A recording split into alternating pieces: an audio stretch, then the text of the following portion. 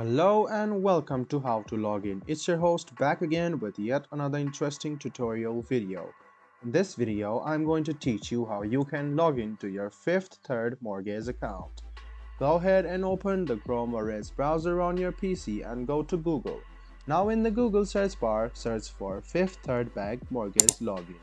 Click on the first link which appears on your screen and you can see that there is login button on the top right hand corner of your screen.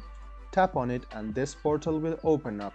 Go ahead and write down your user ID, your password and then click login. This way you can log in to your Fifth Third Bank mortgage account.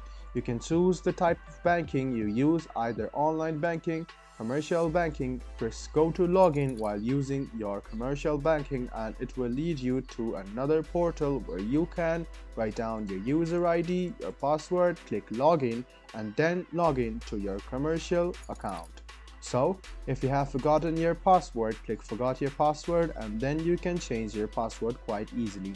And if you are having problems in logging in, click this link and you can read a PDF and it might solve your problems. So it's quite simple guys. All you need to do is go ahead and click login, write down your user ID, your password, click login and then you can successfully log into your Fifth Third Bank mortgage account.